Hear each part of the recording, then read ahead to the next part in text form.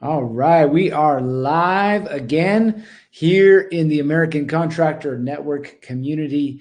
It's time for another expert series guest, and today we have my good friend Jeremy Lott. Before he gets started, I want to give you a little background on him. Jeremy was born and raised in Utah, has been married for 18 years. He has done, we'll call it various sports over the years. Um, and we're going to talk about wrestling in college, which he used to do. And he majored not in anything contractor related. And in fact, he didn't even major in accounting. He majored in something called horticulture. And we'll chat about that. But Jeremy used to own a landscaping business. In fact, it was called Artisan Landscape Outdoor. And he did that for 15 years. And we'll talk a little bit about that. But that qualifies him specifically and uniquely for what he does now, which is accounting. In 2009, he transitioned to accounting, got his MBA, and has been doing audits and all kinds of different things for contractors through the years. But what he geeks out on and loves to do more than anything is talk about, fix, and optimize cash flow. So without further delay, I'll introduce you to my good friend, Jeremy Lott. Yeah, good to be here. I appreciate you making some time here on this beautiful Friday. Share your knowledge with us. Jeremy, I kind of want to ask you a couple questions about your background first, before we dive into cash flow issues for contractors. So I mentioned earlier that you used to wrestle in college. So what was that like? Like, what weight did you wrestle at? Like, so I wrestled I wrestled at 167, and that's where I started. And then they added 7 pounds to every weight because of some problems that happened in the wrestling community. And so I ended up at 174 was the weight that I finished wrestling at. 174, big dog. So I don't know if you know this or not. I used to wrestle until it's kind of hard to see on camera. I shattered my elbow in sixth grade. It was my second year of wrestling, sixth grade. And so I didn't wrestle after that. Oh, geez. Yeah, I had my own injury in wrestling. You can kind of see my little hump there, but I had a 3rd-degree separation in my shoulder. So that was the most pain I've felt in my life. Yeah, that sounds pretty nasty. Yeah, we were at a wrestling tournament in Southern Arizona, and it was a championship match. I was going to have the gold. I was super excited. Minute left. My opponent throws me down, and I land in the defensive position, right on my hands and my knees. Yeah. He happened to jump right on my shoulder, landed, but my arm was fully extended, snapped the bone. There's a chunk of bone sticking out of my arm, and according to my good friend, he said it sounded when you screamed, it sounded like a Chihuahua having a Doberman. Well, that's not very nice. Everybody stopped. Yeah. But anyway, we could talk more about that at a different time. But really, again, more than anything, I want to kind of dive into you and your background and what uniquely qualifies you for what you do. Because obviously, I work with accountants every day. I have conversations with accountants with contractors every day. And one of the biggest glaring issues that they have is an understanding of the numbers, right? Yeah. And because they don't understand their numbers, they treat their business more like a job than they do a business, right? Which leads to more problems. So talk about like your background. You had a landscaping business for 15 years, right? Yeah. So what were your highs and lows, and what did you learn during that experience? Oh, I learned so much. I love doing the landscape design build. And we did exclusively high-end residential. And that was all we did. So we did a lot of fun stuff, planting trees by crane and water features and pools and block and all kinds of fancy stuff. So it was a ton of fun. And I learned a lot about, I acted kind of as a general for the landscape industry. So I would hire a bunch of different subs to do the different things and then manage the installs for the designs that I had done. And it was exciting. I learned a lot about managing subs. And I learned that I knew absolutely nothing about money and how to manage money and how to take care of my cash flow.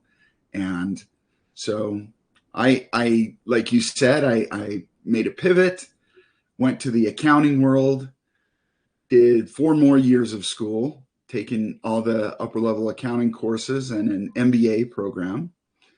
And then I did 4 years doing audit, where I did mostly construction companies, and learned a lot more about the books and how construction companies work, big construction companies, and then put together a program over the years of all the different things I'd read and learned in different classes and experience. And that's kind of, like you said, my focus now is helping contractors with cash flow. Love it. Love it, love it, love it. So how long have you been an accountant then? Since 2009. Wow. So quite a few years. Yeah. I want to kind of get into it a little bit. So you've done auditing, and obviously you've done accounting, you've done bookkeeping, you've done some different things for contractors over the years. What's the biggest issue that you see when it comes to cash flow and contractors? So I would say it's a tie between two different things. The first one is that they don't price their services correctly. That's the biggest issue, is that they just don't know what their true costs are, and they're not pricing to cover their true costs. And the second biggest issue is that they don't have a real strategy for paying their bills. Oh. Typically, they'll get paid for a job and they'll go deposit the check, and then they'll sit down at their desk with a stack of their bills, right? And then they pull up their phone and the banking app on their phone and look and see how much is in their bank. And then they start going through their bills and paying them off one at a time until all the money's gone from the checking account according to the online balance. And then that's it. That's how they pay their bills. So those two things will kill cash flow. That's such an interesting thing. And again, it's like an employee, right? And how does an employee, in quotations, work? They take whatever money they have, and then they pay whatever bills they have, and then whatever's left over is whatever's left over, right? That's a very employee way of looking at things. But as a business owner, obviously that's not something that you can do. So right. Let me ask you this, like, for the people who are listening, watching, what is cash flow? Like, what does it mean when we say cash flow? So the super simple explanation of it is you take all the money that gets deposited into your account, which can come through sales, or it can come through financing, or it can come through investing. Those are really the only 3 ways that you can get money into your account, right? So you take all the money that goes into your account and you subtract all the money that goes out of your account during a period of time, and what's left over is your cash flow. And that's a different way of looking at, the money, right? And how money works. And talk a little bit about, like, again, contractors are still, a lot of them still understanding or learning in the infancy of understanding, cash and how money works. Yeah. Talk about the difference between, fixed costs and variable costs, right? We've talked a little bit about cash flow, right? Money coming in, pay your bills, and then whatever's left over is your cash flow. But, like, talk about, like, expenses, because I don't think contractors really understand what expenses are. Right. And I know we'll get into it here in a minute about, how you can leverage your understanding to make decisions into the future. Right. But we're like, expenses. What are expenses? So I like to group payments going out into 2 different groups. The first one is cost of goods sold, and the second one is expenses. Cost of goods sold are going to be any transactions that go into the work that you're actually doing, right? So you have your costs of goods sold there. Expenses are all the transactions for running a business.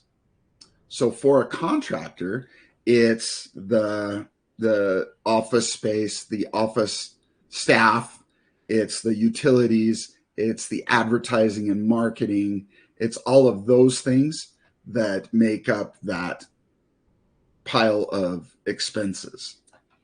And so, like you were saying, there are variable and fixed costs. And I kind of like to take it one step further in separating out. And I usually put most expenses are usually somewhat fixed. And so I like to separate that group out and look at it kind of as a fixed cost. The cost of goods sold, if you double the amount of work that you're doing in a year, then you also double your cost of goods sold. And so cost of goods sold kind of becomes a percentage of your sales. And so within that percentage of your sales, you have your direct labor and direct materials and any other direct costs that are pretty easy to say these costs are for this job. And then you have all of your overhead costs. And all of your overhead costs are things like your insurance and your cell phone and your liability insurance. All of those kind of things are costs that you have to do the job. But it's really hard to say this much of my insurance goes to this job. And so you have to throw all those overhead costs into a bucket and figure out a good way to pour out that bucket onto each job so that you're covering all your costs. Yeah. And thank you for helping to simplify that. And again, as a contractor, you need to understand this, is that the growth of your business is dependent on your ability to find and close deals. But the profitability in your business is dependent on you understanding your numbers, right? And when we talk about numbers, again, expenses are part of that, right? Mm-hmm. And if you haven't taken the time to do this, like, now is the time. The best day was yesterday. The second best day is today. And we're on today. So like, today's the day that you need to start understanding your numbers, right? Yep. So what's the difference as we continue down this path? What is the difference then between cash flow and profit? So no business owner really cares about profit. They don't. Profit is what you pay taxes on. Profit is what you can get lending on, which is great. That's, a reason to care about profit. But profit doesn't put money in your pocket. Profit is just what's left over after all of your income, minus your cost of goods sold, minus your expenses. So that's what profit is. Cash flow, on the other hand, is the actual money in your bank. And that's how you actually pay yourself. I can't tell you how often it happens that I send somebody to a tax accountant. They get their taxes prepared, and the accountant comes back with a huge bill for them to the IRS. And they're surprised because there's no cash in their account. So how could they possibly have a profit? Well, the problem is that there are a lot of things that you pay for that don't go on your profit and loss, like when you're paying your credit card bills or when you are paying your SBA loans or any other loans on other equipment that you have, right? All those payments come out of your cash, but don't come out of your profit. Very, very well said. Okay, so let's say I'm a contractor, I'm a framer, right? Uh-huh. And I really am now starting to pay attention to my cash flow. Yeah. What would you say is the best way to improve my cash flow? I'd go back to the two biggest problems. that we talked about earlier on. The first is pricing. So what I like to do very first when I'm working with a new client is called a cost analysis. What we do with that is we go through your profit and loss, and we actually break it down into your direct costs and your overhead costs, and that's your cost of goods sold. And then we break down the selling, general, and admin expenses into that second bucket. And so when you do that, what you can do is you can now realize that, okay, when I'm bidding this job, I know it's going to have this many hours of labor, and I'm paying my laborers this much, so it's going to cost me this much. I know I need this much in materials, so it's going to cost me this much. I am going to now allocate overhead to this job as well. And then you have all of your true costs figured out.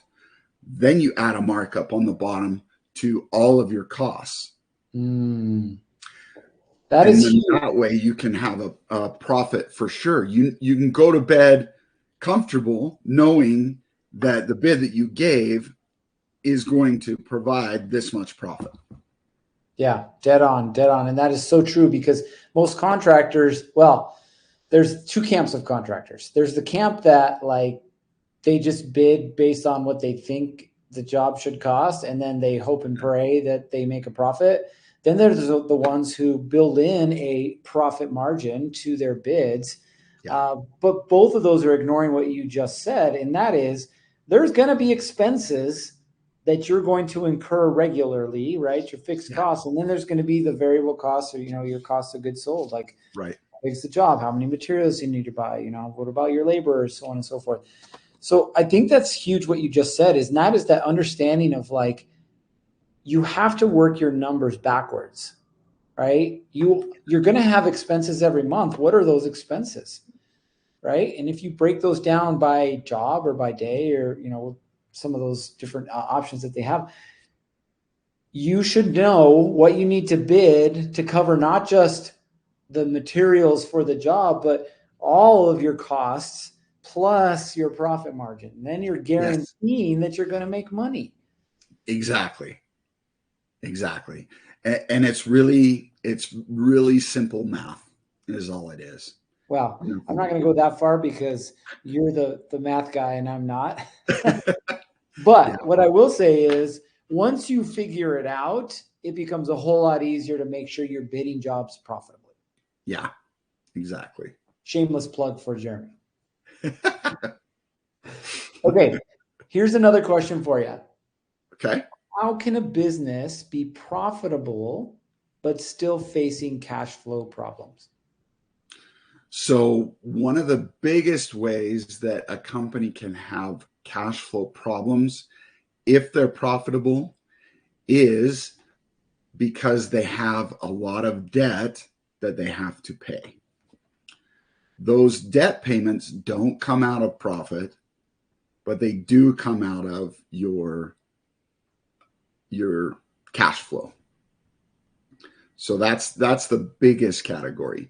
The other big category is your accounts receivable. So you're doing accrual accounting, which we won't get into right now, but every time that you send out an invoice, that is counted as a sale. And that shows up on your books as income, right? And so that's going to increase your income, which ultimately will increase your profit. The problem is you haven't deposited that money in your bank account. So you're showing a profit, yes, but the cash is hurt because you don't have that money. Mm-hmm. So true. And again, just to recap, guys, understand that, first of all, very high level, your cash flow is your responsibility, right? And it's an understanding of not just what cash flow is, not just what profit is, expenses, which we're going through right here and giving you a clear picture and understanding of that. But it's understanding like, hey, I'm making money, but how come I don't see money in the account, right? And part of that is due to your accounting practices, and part of that is due to how and when you get paid, right? Yeah. So, kind of to take this into the next question, Uh-huh. how is it that payment terms with suppliers and with customers, especially if you're doing, residential, working with GCs and builders and commercial work, right? Those types of clients. How do those affect cash flow? So people get really excited about the 2 net 10, right? You got those discounts that you really want to jump on. The problem is, if you haven't been paid for that job and you are paying them for that job just to get 2% back, you're losing all your cash flow, right? So 2 net 10 is awesome, but you don't want to jump on it unless you've been paid for it. Well, let me pause real quick because there's some people that don't know what 2 net 10 is. Do you mind explaining that real quick? Yeah. So 2 net 10 means you get 2% off of your bill if you pay within 10 days. So there's some supply houses that offer 2 net 10. Yeah, it's pretty common. Okay. The other big thing about what you're talking about as far as terms is really being able to negotiate and talk with the people at the different vendors to reach those next levels of discounts, right?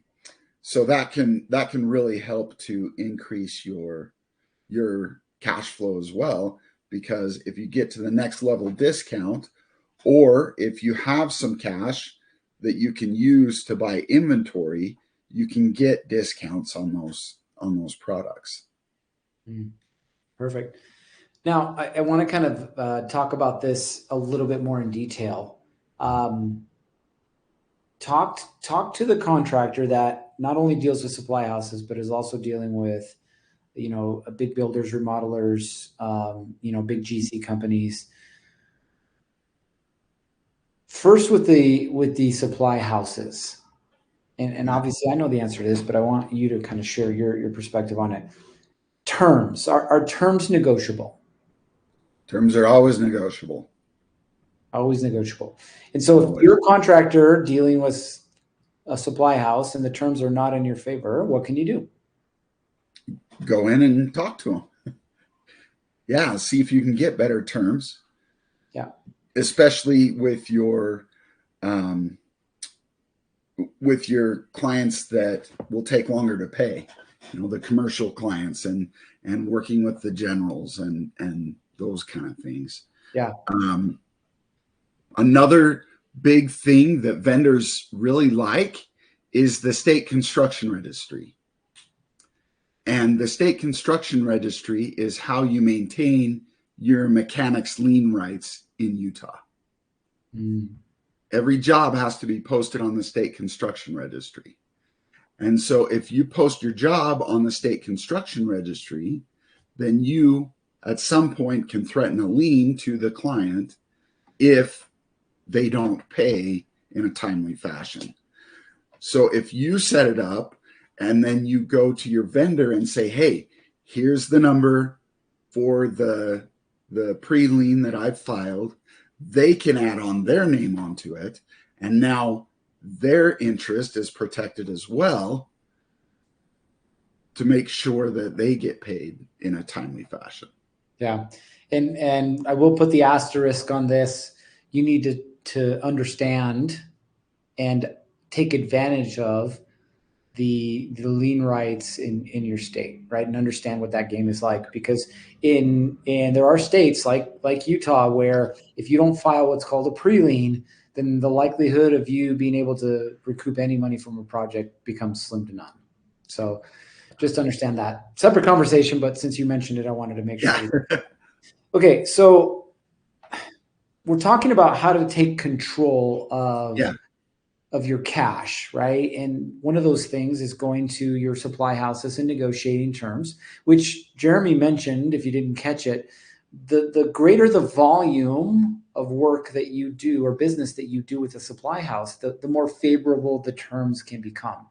And if you're not in favorable terms right now, you may not even talking with them be able to negotiate more favorable terms. But what you can get out of them is an understanding of where are the breaks at, where are the price breaks at. So if you're doing $50,000, with a supply house, and they're like, hey, once you hit 75, then we knock, a percentage off or whatever we do.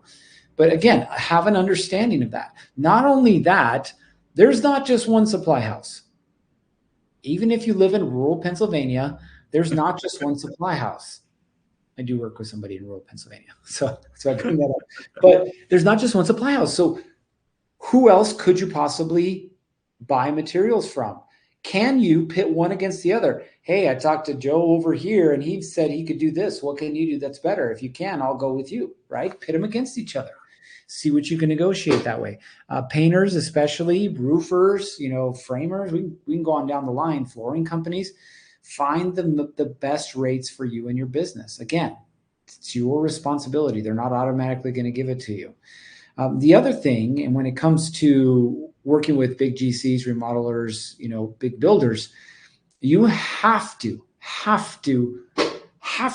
understand what their payment terms are. Some of them are what's called a net 30, net 60, net 90. What that means is from the time that you submit your bill of work, invoice, whatever you want to call it, they are going to take that amount of time to pay you. 30 days, 60 days, 90 days, whatever that number is, okay? Why is that important? Well, it's important for two reasons. Number one, it's important for you to understand that if you want to get paid, you need to make sure that you're turning in your invoices on time. Yeah. This working with contractors, Jeremy, is like these big builders, like if they're a big operation, you're only able to submit your invoices once a month. That's it. And so if you miss that deadline, you just tacked on another 30 days to getting paid. Yep. Good luck. Good luck surviving, right? Yeah. The other thing is a clear understanding of, okay, if I'm not going to get paid for 30 days or whatever the terms are, what does your contract look like with the people that you bring on board, right? Mm-hmm. Employees, you're probably going to pay on the regular, but what about subs that you bring on board? Yeah. Do you have a term sheet where the subs get paid as soon as their work is complete? What about paid when paid, right? How are you negotiating this with your subcontractors and the people you're working with to, again, make sure that you have the cash flow to continue to not only survive, but thrive inside of your business, right? Yeah. Yep. Well, exactly. Speak about that for a second, Jeremy. Like, what have you seen when it comes to cash flow inhibiting the growth of a business? That's a great question. And the growth of the business is not focused on the cost of goods side part of the equation.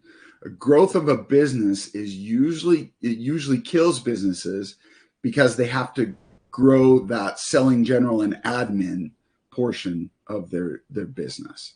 You need a bigger office. You need more office staff.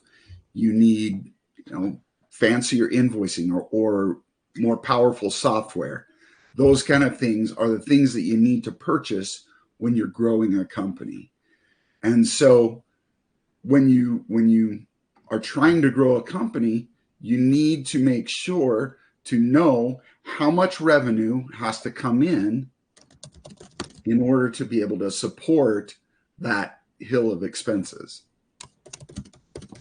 So true, right? And so what we're talking about, if you guys haven't figured this out yet, is you can't wait till the end of the month to try and figure things out. Like the days of that happening are gone. In other words, you have to quit being reactive to your business and you need to start being proactive, right? Now, when we talk about being proactive around cash flow, what are some strategies that you share with your clients to help them become more proactive in managing cash flow? Yeah, so you kind of hinted at one earlier with the pay when you're paid. That's a huge factor in your cash flow.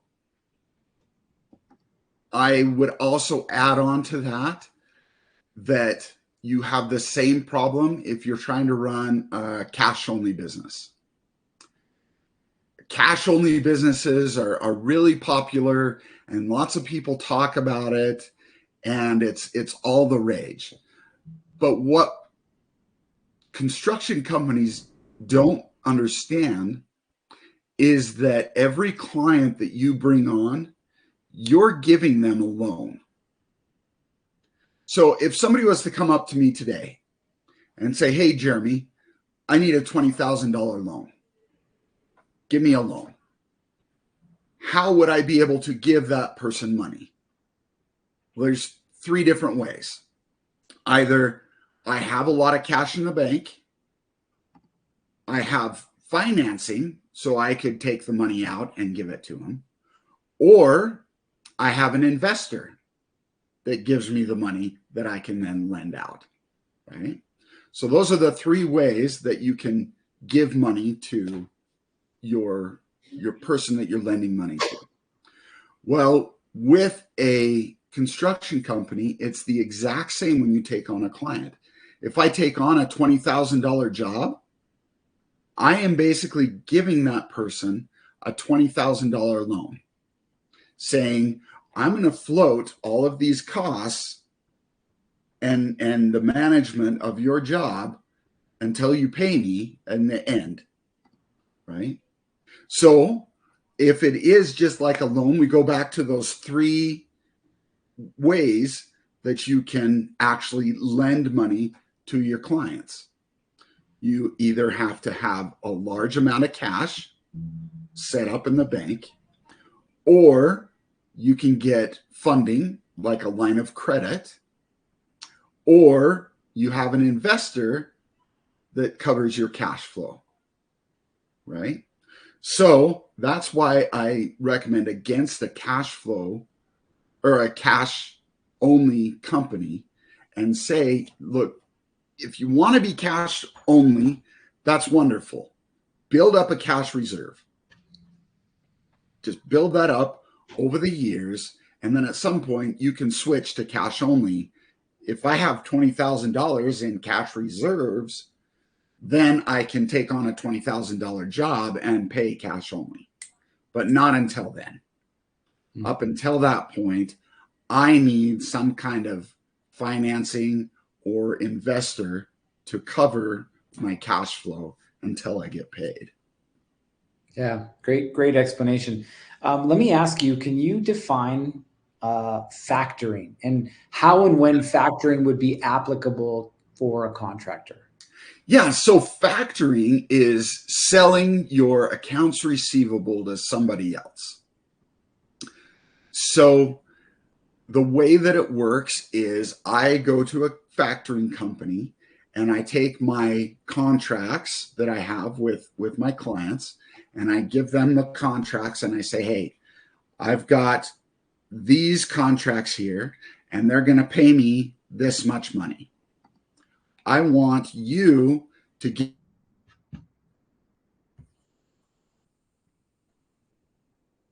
me cash. I'm going to charge you a percentage of the total collections in order to do that for you, because they're giving you money now and they're collecting money later, right?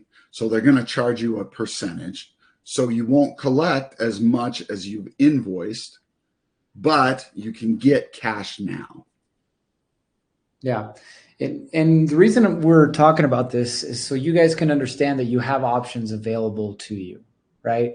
And Jeremy kind of talked about the big three. One is you have your own, cash reserves. Two is, an outside investor or someone who's willing to lend you money. And then the third, being lines of credit. Factoring is not as common. However, if you're in a pinch, and you've charged correctly and you have some wiggle room, they'll charge, 1 to 3% and they'll take over that account. You get paid, you can pay your guys and move on to the next one. So anyway, there's options for you for sure. One of the things I've just a quick to throw in on that. I've actually had clients that had good relationships with factoring partners, and they know the percentage that the factoring company is going to charge. So they add that onto their amount, and now the customer is paying for the factoring rather than you paying for the factoring. Again, proactive approach to making sure that you aren't having cash flow issues. Let's talk about something that affects most of the contractors in the U.S., right? And that is the seasonal fluctuations when it comes to work, right? So how do seasonal fluctuations affect cash flow, and how can a contractor prepare for them? Yeah, so seasonal, February brings more contractors to their knees than any other month of the year, right? Everybody right now is really struggling because they know the floodgates are going to open in a couple weeks here, and everybody's going to start building again in March. But you have to make it those last couple weeks, right?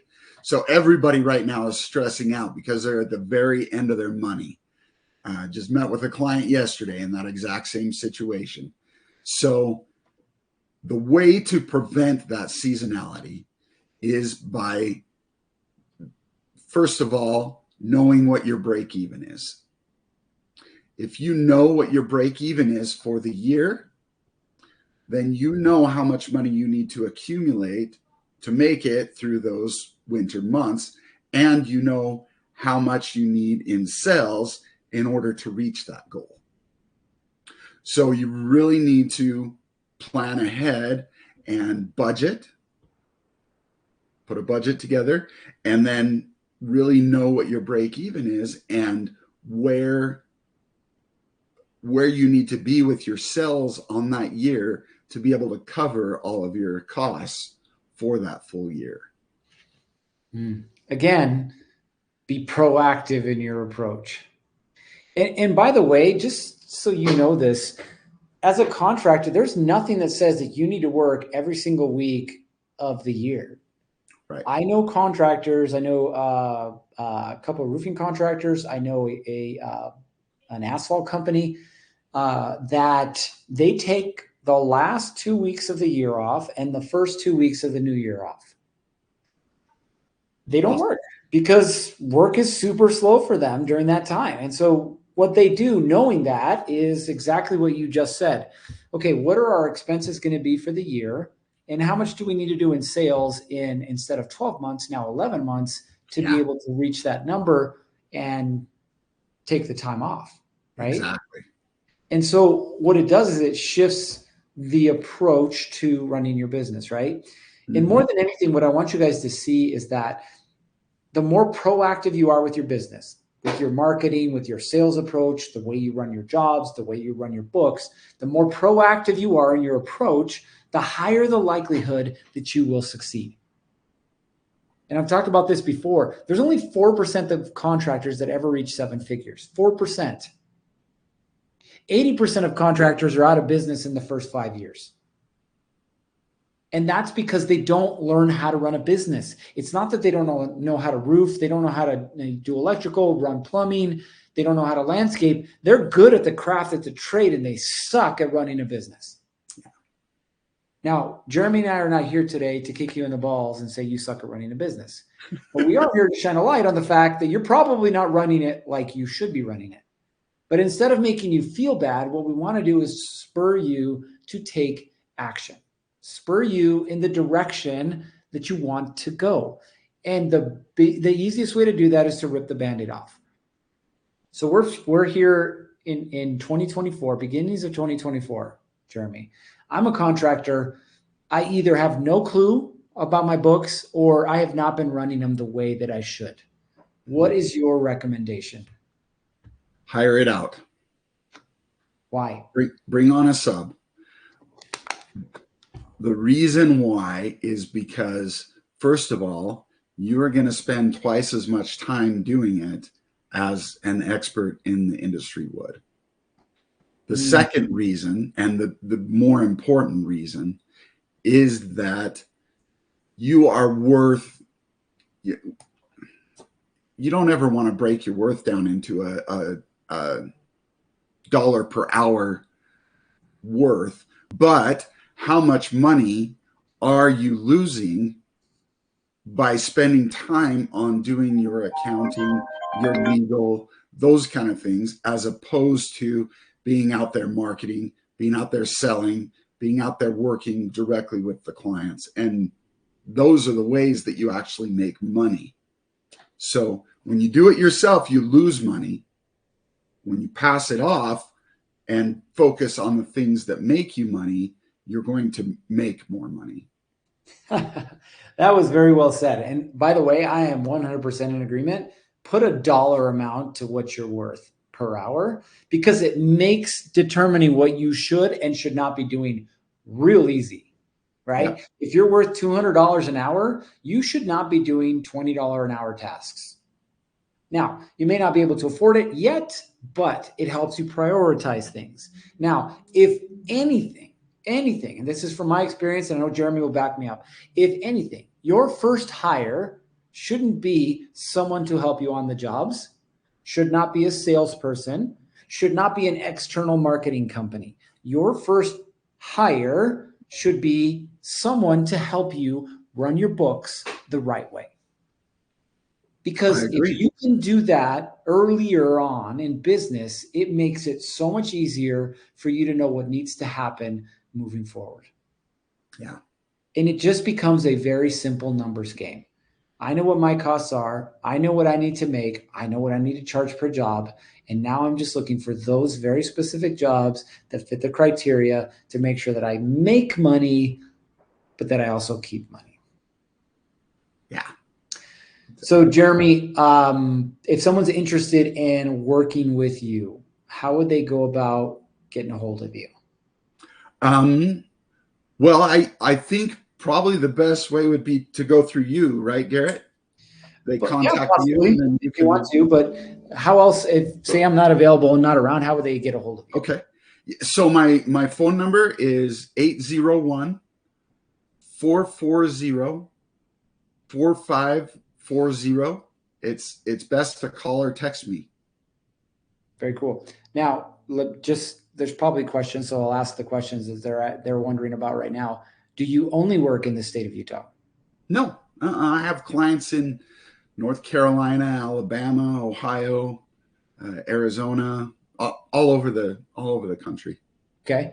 And then what specific services do you offer? Yeah, so I do bookkeeping and cleaning up books. So for all those people that are behind on 2023 and need to get caught up before corporate taxes are due on the 15th of March. And so I do that. And then I also work with customers to be able to improve their profit and cash flow and ultimately put more money in their own pockets. Awesome. Cash flow strategies, which is great. So I brought Jeremy on here for a reason, and it's because, we trust him. He does an amazing job. And so I want you guys to know, like, he's a trusted source, which, by the way, if you just have a bunch of questions that you want to ask, he'll answer them. And don't worry, he'll be on the show again. So we'll make sure we get your questions answered. But more than anything, understand, if you don't have somebody helping you right now with your books, if you don't know what direction you're going, up, down, left, right, sideways, figure it out. And Jeremy is the person that'll help you do that. Thank you very much, Garrett. I appreciate you, Jeremy. Appreciate you making time on the Friday. I'm already thinking about Saturday. Go figure. But again, you guys know what time it is. It's time for you guys to take what you're learning, put it into action, figure out a way to master your cash flow so that your business can grow profitably and comfortably so you can create that lifestyle that you're after. All right, that's all we got for you guys. You know what time it is. It's time to get after it. 3, 2, 1, off you go.